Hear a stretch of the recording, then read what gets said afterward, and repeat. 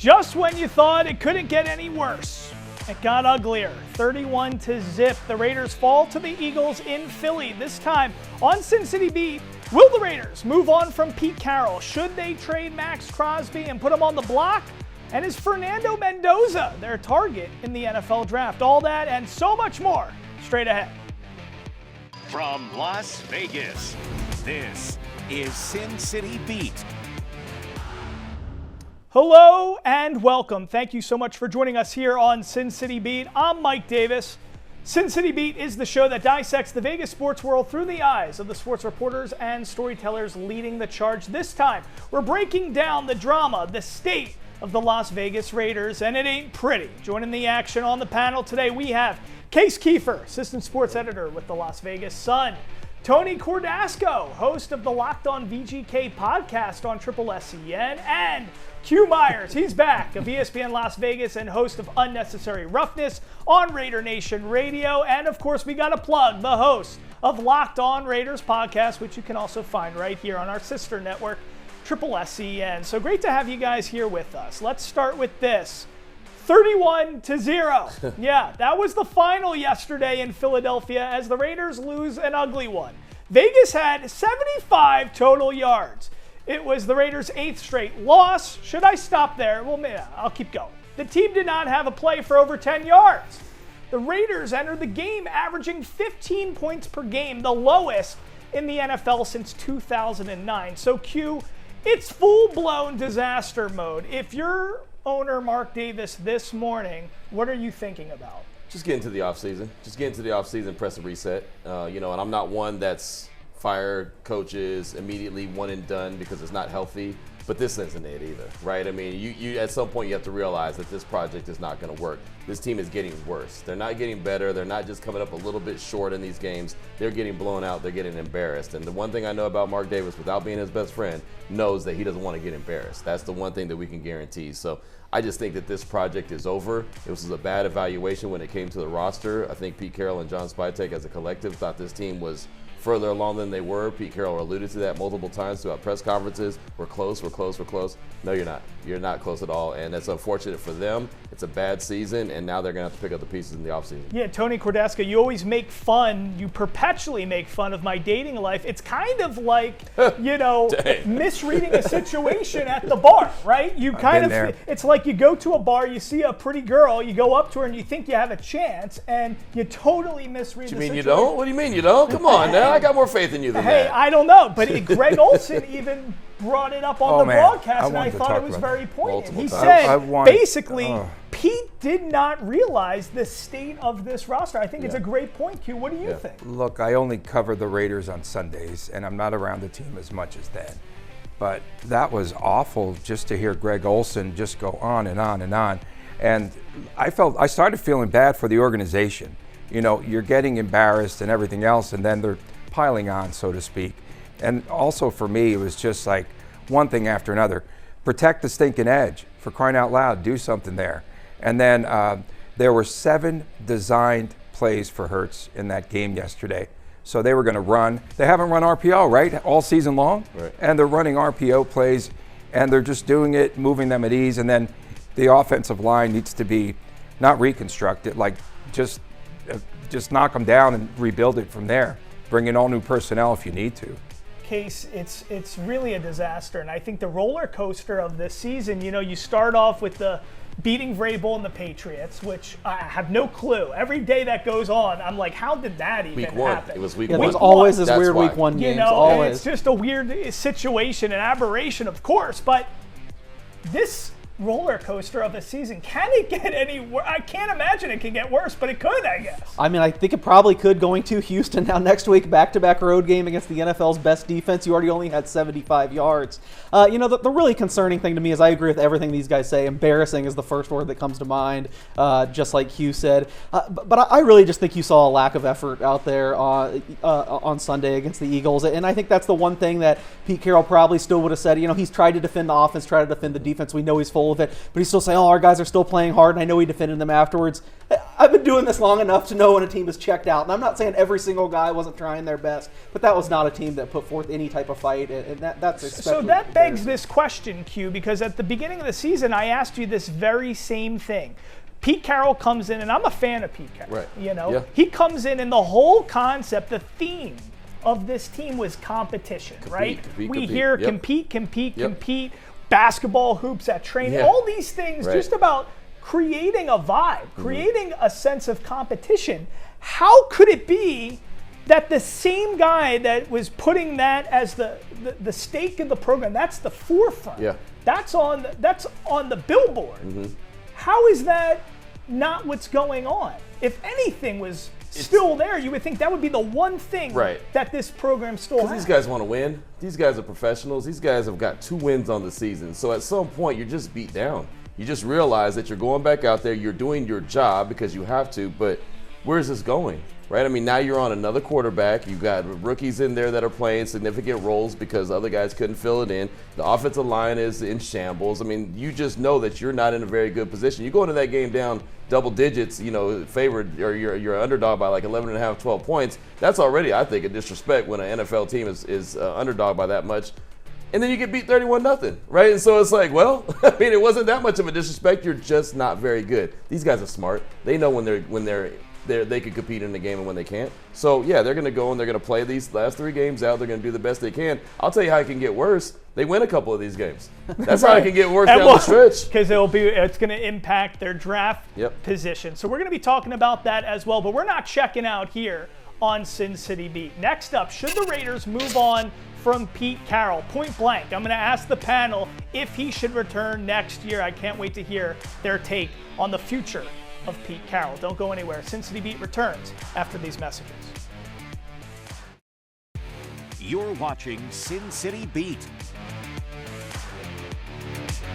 Should he stay or should he go? Pete Carroll knows how to win. He's proven it. What was supposed to be hiring to usher in a new winning culture, a new attitude, a new day for the silver and black, has instead only created more turmoil, more hopelessness. And listen, a winning culture doesn't change overnight. It might take more than a season or 2 to change that, but the signs are certainly not good. So, Tony, should Pete Carroll stay or should he go? I brought an extra green screen for you today, by the way. I was a proponent of building, like you said, that consistency by having the same head coach. That's where I was standing. But the last few weeks have just been, you can't do it. Like, he's got to go. He's got to take his 2 sons with him. You need to just get a younger coach who has his sights on being aggressive. And just the one thing, too, that stood out was just all the talk about teams. Kenny Pickett talking about teams now reading all of the tendencies. First down, run. I could tell you, that's their tendency. There's nothing innovative about this offense. There never was. Throwing to the flat. And again, it all comes back on Pete Carroll. I don't care if you bring in the best of the best for an offensive coordinator, it's still falling on his shoulders. He's got to go. Yeah, it seems like the roster's bad. It seems like the coaching staff is bad. I mean, let's face it.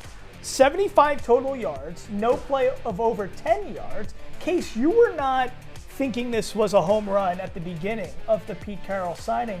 My question to you is, at this point, how do you get out of this hole? Because you're already paying Pierce, you're paying McDaniels, you're paying Gruden.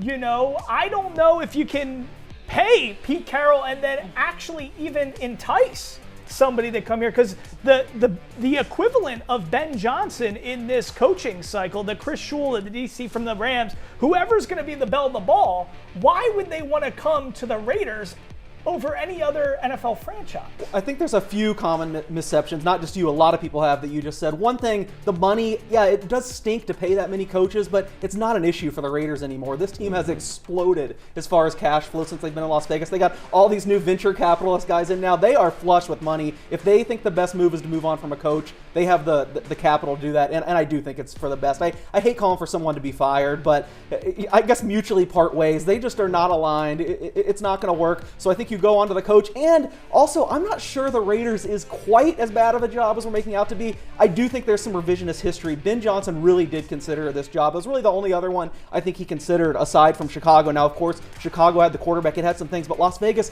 they're putting a lot of money into it. There's a beautiful facility. An owner who, Mark Davis, who's not too meddling. He's got all these other guys in it. People love Tom Brady. I'm not saying you're getting the bell of the ball like that. But I do think the Ben Johnson thing is a little bit closer than now people say, ha, he was just stringing along the Raiders. I do think he really thought about Las Vegas. There could be another guy. There's some attractive things about this job. I just think the hard thing is also just being in the AFC West. You know, you take a look and you see how the Chiefs are in shambles. Yep. And this is a team that has Patrick Mahomes. Of course, he now has the torn ACL, but I mean, the amount of losses they have to be at third in the AFC West, look how far ahead they are in terms of comparison to the Raiders. Right, well, that was the thing. So that's just trying to get the third place. That was the thing. The Raiders tried to win and rebuild at the same time. And you can't have one foot in the water and one foot out and think that you're going to be successful. So that clearly didn't work. Also, the big issue, and Case knows from being around the team as much as he is, where did the stars align, right? I mean, who hired Spytek? Who hired Pete Carroll? Who hired Chip Kelly? You know what I mean? Like,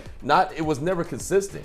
Right? And so if I'm going to be the GM, I want to hire my head coach. I want my head coach to hire his OC with his vision, that they all share the same vision. That wasn't how this all played out. This all played out with a bunch of different guys throwing their hands in the water. I mean, and trying to make it work. I mean, have you ever been in the kitchen and tried to make one dish and have four of us try to cook it with our own plans? It ain't going to work. Well, that's why you see, you know, similarly in the AFC West with the Chargers, with Harbaugh, look how they're working in unity. Look how he brings in Jesse Minter. He brings in, you know, Greg Roman. He has a synergy with all these people. So Q, people love to get your take on this team more so than anybody. Of course. What do they do? Is Pete Carroll, would it surprise you if Pete Carroll is back? Yeah, it would surprise me if he was back. He's got to be done. He's got to be one and done. And like I said, I don't believe in hiring and firing. I think that's a terrible approach. But this team is not getting better, and there's no light at the end of the tunnel. There's not one thing I could tell you and say right now, oh yeah, they could build off this. Like, there's nothing that they have. They're getting worse. So at least when Dan Campbell was retained there in Detroit, you saw them getting better. You saw a little bit of hope. Okay, next year they're going to come back strong.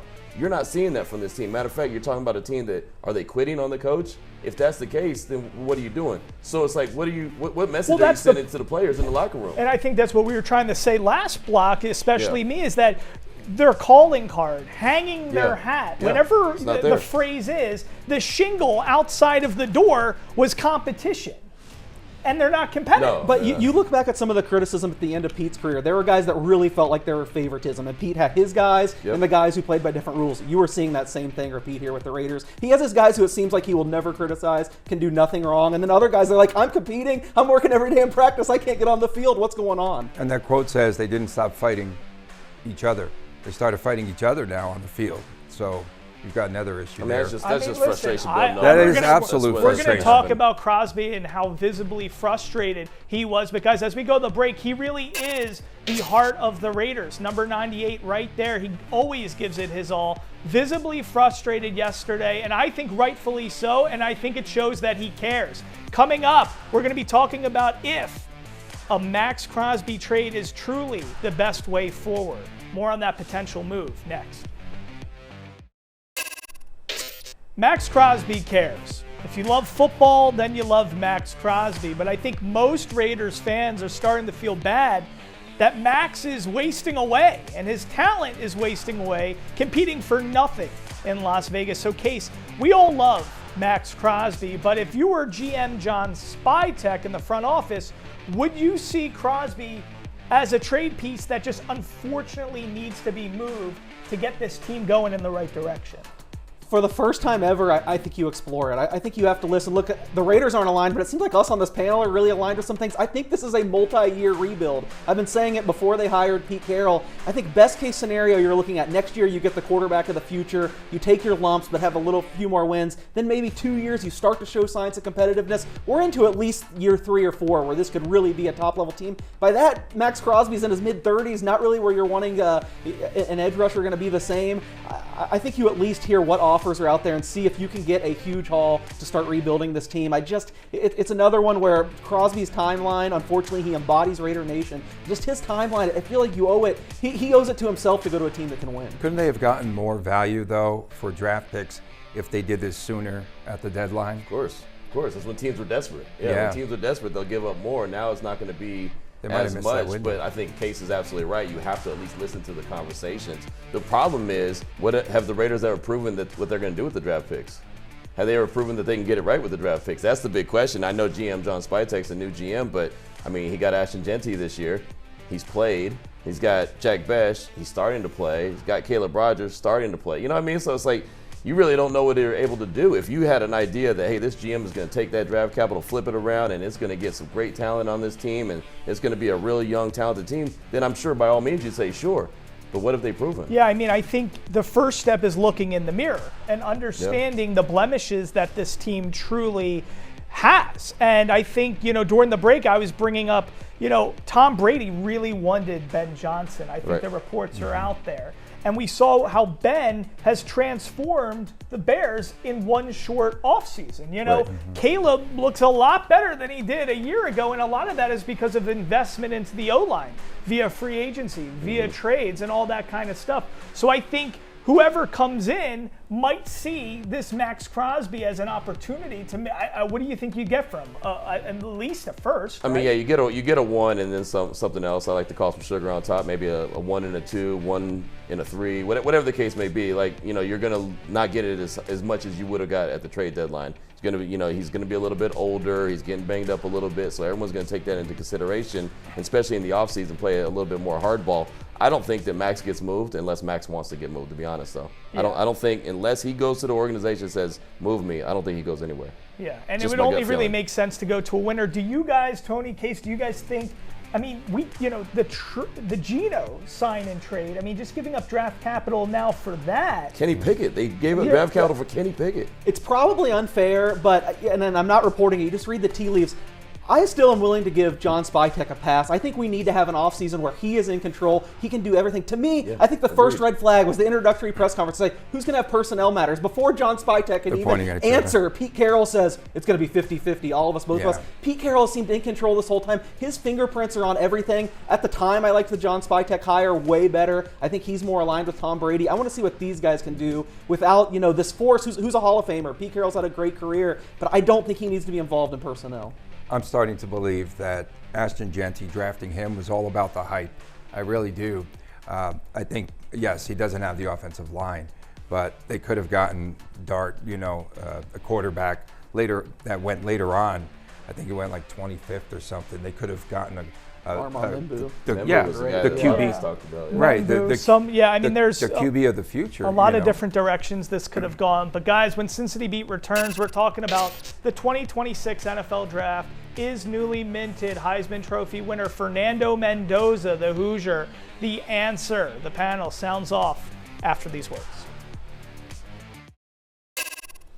All right, welcome back to Sin City Beat. Right now, the Raiders have a record of 2-12. They're currently tied with the Giants and Titans with the worst record in the NFL. So if the draft happened today, the Raiders would pick at number 2. Interestingly, though, the Giants and the Raiders face off in Week 17, so a better draft pick could be in play in that game. Also this past weekend, though, Indiana quarterback Fernando Mendoza won the Heisman Trophy Award. So my question, Q, is he the answer for the Raiders? Do you think if we had the first or second overall pick and he was there, is that the pick? I mean, I think so. But I don't know based off of who are they going to have calling the shots. Who's going to be the OC? Who's going to be the head coach? The one thing I don't want the Raiders to do is knowing desperately that they need a quarterback just to go get that guy. Just to go get a quarterback. Go get the quarterback that you see what he does really well and you're willing to build around that. Not, hey, he's a pretty good quarterback, just won the Heisman Trophy, I'm going to make him fit into my system. That's the wrong way of doing things. I think that's what Tennessee did last year